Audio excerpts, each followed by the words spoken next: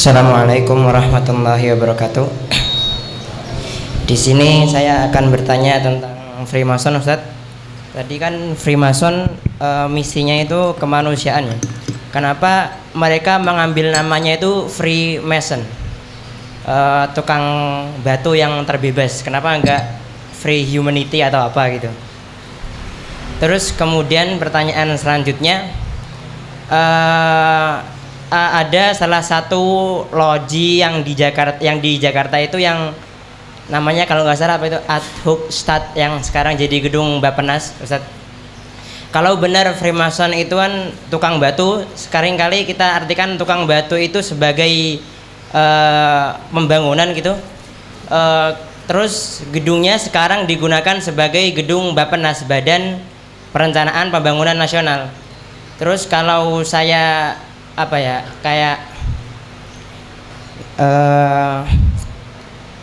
saya simpulkan secara agak ekstrim gitu, berarti setiap perencanaan pembangunan yang keluar dari Bappenas itu ada andil Freemason di dalamnya. Terus pertanyaan yang ketiga, tadi Freemason kan berusaha menghilangkan tentang batas-batas keagamaan.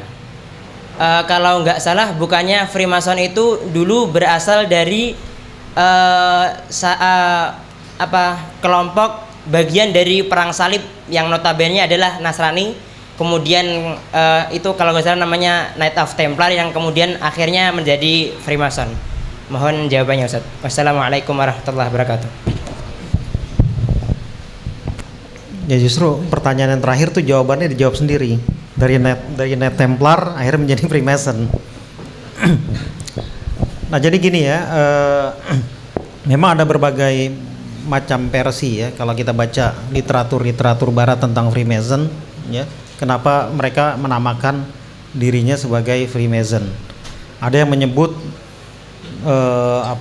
mereka berusaha untuk membangun apa yang disebut dengan Solomon Temple atau kuil Sulaiman, yang diyakini katanya berada di bawah Masjidil Aqsa. Ya, itu versi yang lain.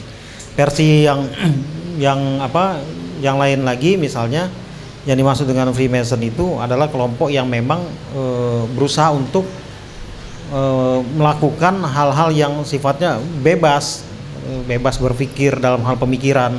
Makanya ada di barat tuh kelompok free thinker, itu sebenarnya masih dalam jaringan mereka juga gitu ya. Intinya sebenarnya bukan pada istilah tukang bangunan dalam pengertian yang pengertian saklek ya, tukang bangunan itu bukan, tetapi dia memang ingin memajukan atau ingin mengedepankan kemanusiaan itu, aspek humanismenya itu ya, itu yang lebih tepat ya, terkait dengan Freemason. Kalau baca literaturnya tuh banyak berbagai versinya itu. Nah, makanya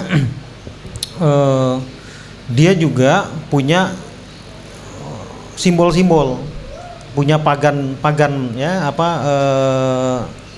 pagan itu kan kalau bahasa kita berhala ya. Jadi simbol itu bagi mereka punya kekuatan magis ya, kekuatan yang bisa, kekuatan batin lah bagi mereka tuh. Makanya kalau orang menganggap simbol-simbol itu biasa, ya keliru. Bagi kita biasa, bagi mereka bukan hal yang biasa. Bagi mereka itu keyakinan mereka, itu pagan mereka. Ya. Kan ada orang yang mengatakan lah, apalah artinya sebuah simbol gitu ya. Saya pernah dosen dulu ada mata kuliah namanya logika saintifik. Nggak tahu sekarang ada nggak tuh. Kalau zaman saya kuliah dulu ada namanya pelajaran logika saintifik. Ada teman saya pelajaran itu dikatakan, "Pak, apalah arti sebuah nama?" kata dia. Terus dijawab sama dosen filsafat itu, "Kamu mau saya panggil anjing?" Tentu nggak mau kan? Kalau Anda mengatakan apalah arti sebuah nama, kamu saya panggil anjing jangan marah. Atau apalah arti sebuah nama? Atau kamu saya panggil orang gila. Ya. Kalau nggak marah berarti hilang fitrah kemanusiaannya. Nah, begitupun simbol-simbol ini. ya. Simbol itu kan identitas, ya. Ideologi, paham, pemikiran yang divisualisasikan itu simbol. Ya, kita berorganisasi kan nggak mungkin nggak ada simbol, ya, nggak mungkin nggak ada simbolnya. Pasti membuat satu simbol yang mencerminkan ide-ide itu, ya. Terserah mau simbolnya gambar tulang ikan atau apa, yang penting ada apa namanya, ada maknanya, ya. Maknanya itulah cerminan dari ide-ide itu. Nah, ketika rame misalnya kasus yang apa namanya, yang sama Ridwan Kamil tuh, Masjid As-Safar gitu ya, ketika Masjid As-Safar rame dipersoalkan soal simbolnya, menurut saya memang ya wajar kalau ada pertanyaan-pertanyaan kenapa mirip. Ya saya kan juga banyak ditanya tentang kasus itu, ya, gimana pendapatnya soal Masjid As-Safar. Saya jawab, pertama saya belum pernah lihat, belum pernah ke sana, jadi saya nggak bisa menilai apa itu benar-benar simbol Freemason atau tidak. Tetapi saya katakan wajar kalau umat Islam atau setidaknya ada orang yang mempertanyakan kenapa kok mirip, itu kan wajar, ya, apalagi ditempatkan di mihrab misalnya, ya, di tempat di depan orang sholat, wajar bertanya, ya. Cuma memang ya, apa namanya, menurut saya ada kekeliruan ketika kita berusaha mengoreksi itu, ya. Kalau saya berada dalam posisi orang yang mempersoalkan itu, saya akan memposisikan diri saya untuk bertabayun. Kok Anda bikin simbolnya kayak begitu? Gitu loh. Kenapa? Tolong jelasin. Gitu kan? Bukan dengan apa namanya? Melabeling, ya. Menjudge langsung bahwa Anda nih Freemason, Anda terpengaruh ini, ya. Itu kan harus dibuktikan. Ya, harus dibuktikan. Kalau ada kemiripan, ya betul mirip. Cuman apakah dia bagian dari Freemason atau tidak, itu kita nggak boleh sembarangan nuduh orang, ya. Makanya dalam berbagai kesempatan saya sering ditanya, apakah sekarang ada organisasi Freemason? Saya bilang mungkin yang menampakkan diri bahwa kami nih Freemason Indonesia nggak ada, tetapi kita bisa lihat pada paham-paham yang sejalan dengan paham-paham Freemason, ya. Kan di organisasi itu kan bisa saja mantelnya tuh banyak. Dulu di Hindia Belanda ada kelompok sosial demokrat, itu sebenarnya komunis, ya. Kelompok namanya sosial demokrat itu sebenarnya komunis, ya. Kalau ada orang Islam disebut oleh Barat sebagai kelompok moderat, itu jangan girang tuh. Moderat dalam versi mereka tuh liberal, ya.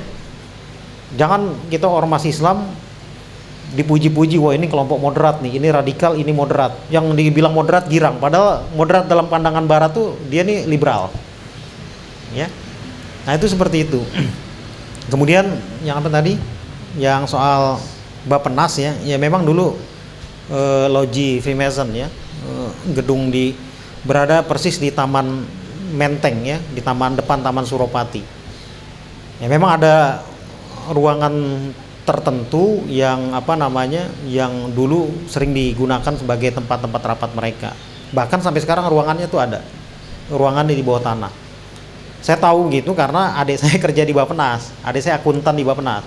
Saya coba tanya, benar nggak ada ruangan itu? Memang benar ada satu ruangan yang biasanya dipakai rapat oleh petinggi-petinggi ekonom dunia, ya, mungkin dari World Bank, ya, mungkin dari IMF, ya, ada satu ruangan khusus yang memang tempat mereka rapat, ya.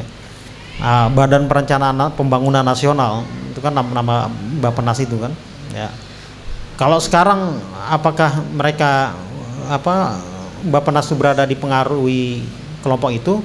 Saya yakin secara tidak langsung enggak, tapi secara pemikiran ekonominya, kebijakan ekonominya bisa saja, ya, bisa saja sejalan dengan mereka, ya, sejalan dengan agenda dan kepentingan mereka. Saya pikir seperti itu, ya. Terima kasih.